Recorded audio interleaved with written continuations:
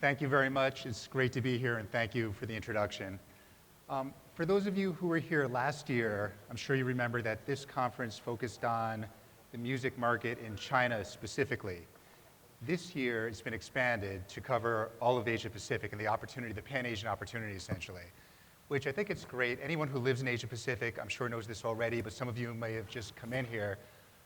The Asia-Pacific markets are really becoming more and more integrated, almost by the minute. Chinese music reaches Chinese-speaking fans in almost every country in Asia. Korean music has been popular throughout Southeast Asia, all the world, for almost 10 years now. Even music from smaller countries like Thailand have made inroads for many years now throughout Southeast Asia, but more and more in China, Japan, and other countries. So we see that the markets are becoming more and more integrated. And I think a really important part right now, a really important point, is that artists can have an expectation in any country throughout Asia that they can find fans in any other country throughout Asia. And this is a huge difference from even 3, 4, 5 years ago, that a star or an up-and-coming artist sitting in Thailand can find fans in every country throughout Asia through the internet, through other distribution platforms. So I think it's really great that this conference can focus on the Asia-Pacific opportunity as a whole, number one. And having it in China, at least to me, makes a lot of sense, given the size of the market, the potential, the geography. It's really a natural crossroads for music in general in Asia-Pacific and for EDM specifically. So today I'd like to talk about two aspects specifically of EDM in Asia. First, the fans, and second, the business. So first, speaking about the fans for a few minutes, I think the experience for fans in Asia, how they discover and have discovered EDM, has been very, very different from the American experience or the Western experience.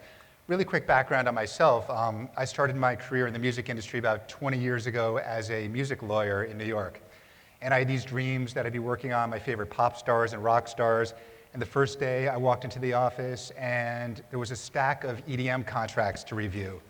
And I was miserable, I was annoyed. I had no idea what this music was. It was the last thing in the world I wanted to do.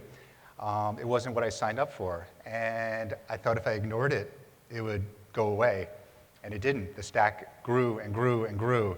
And I realized pretty soon that this genre was not going away. It was something and it was growing. So I think I came to the music the way maybe my generation, a number of mainstream music fans did in America, which was relatively slowly.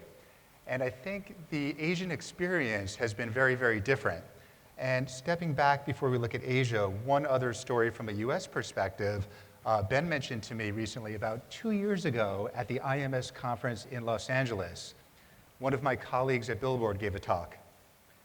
And his thesis, or one of the things he spoke about, was that one of the big challenges of EDM in the West was overcoming the chip on its shoulder, whether it was perceived or real or whatever it was. And he said that took a long time. Well, now let's jump over to Asia. I think there's a huge advantage here that there is no chip on the shoulder. There never was a chip. I think it was a blessing in disguise to some extent that EDM came in here a little bit later, that it had already worked through any negativity potentially surrounding it in Western markets. And by the time it arrived in Asia, it was a pretty positive story. And from day one, it was able to address fans in a way that I think in the West, like myself, may have taken longer to come to it because it was a very positive message and a positive experience. So it was a very, very different discovery, I think, for most Asian fans of EDM that just come into these markets throughout Asia Pacific.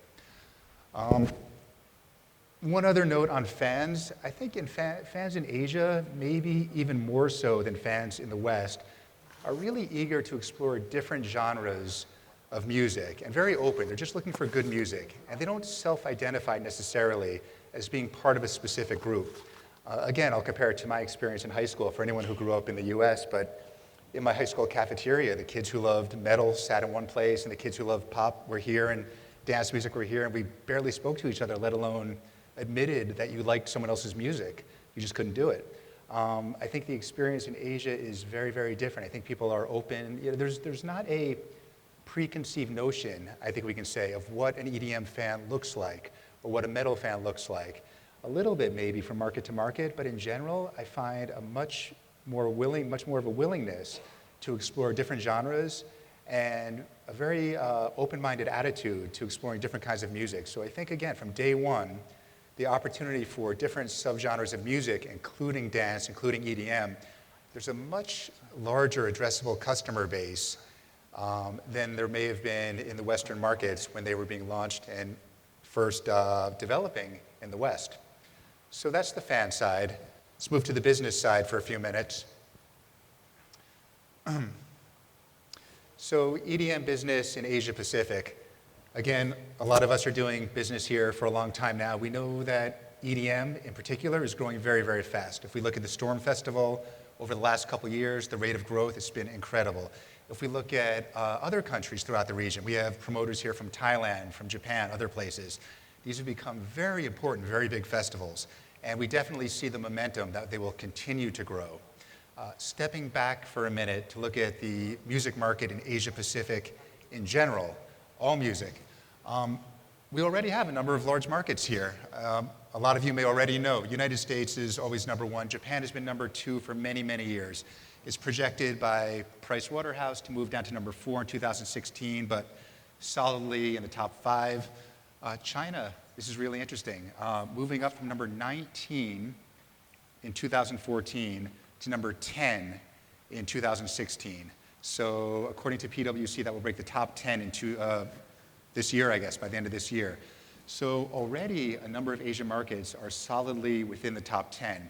But it's really important to look at Asia-Pacific as a whole. And for some of the reasons we're discussing, and especially the ability of EDM to cross borders, I think we can look at the Asian market in aggregate. And we look at how fast the smaller markets are growing that are really not that small.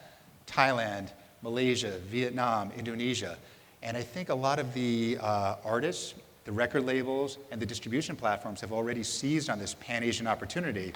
And they say that, and they see that these markets are really linked, that there's demand for talent across all of these countries, that distribution platforms can operate and find synergies across all of these markets. So when you look at Asia-Pacific as a whole, it's clearly the fastest growing market in the world and potentially the largest. So that's why we're here, and it's very, very exciting. With respect to EDM specifically, again, I would guess that it can take an outsized share of the market growth in the next couple of years. Why? Well, we all know language issues are minimized. And in Asia, this is an issue for pop music, with the exception maybe of K-pop, which has done great every place. But from Japan to Thailand to Vietnam, the language is different. But of course, language issues are minimized when it comes to EDM. And number two, importantly, is, I guess, the universality of dance. I spend my time traveling throughout Asia. I've not been to a country yet that tells me they hate dance. So, okay, good news. I think EDM travels very, very well, and it's especially well suited for the Asia-Pacific market. And to travel all from Japan down to Singapore, down to Indonesia, it's a very unique genre for this fast-growing market.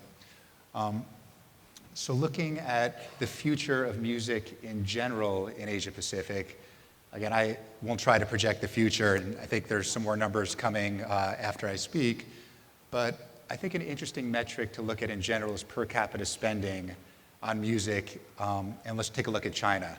As big as this market has become, and it will be the number 10 market in 2016, there's still massive upside potential that's still untapped and still to come.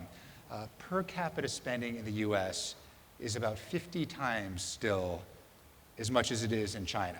So if you think even if some small portion of that difference is captured in the coming years, which of course it will be, the trends will show this, there's a huge amount of upside per capita and in aggregate for the Chinese market. And I think a good comparison to this is to look at the film market, to look at the movie business. We all know that the film business in Asia and China has grown extremely quickly over the last 8 or 10 years.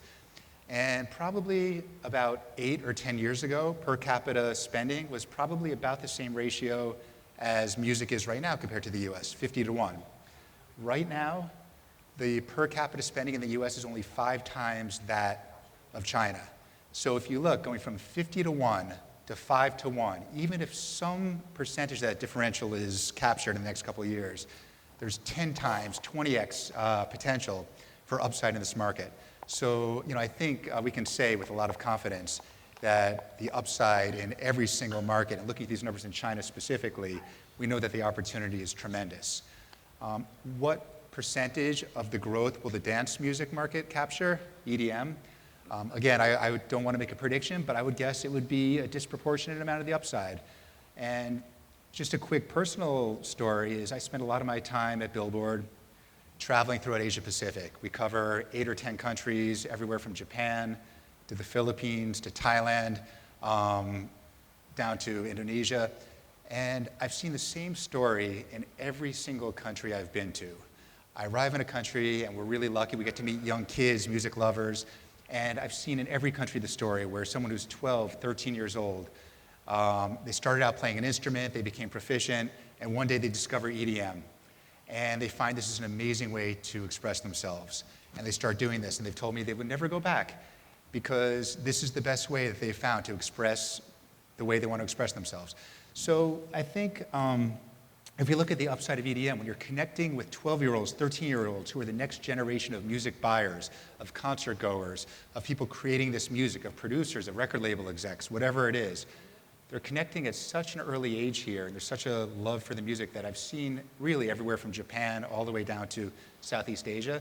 I think it's a pretty sure bet that EDM and dance music will capture a higher percentage of the overall growth in the music market in coming years.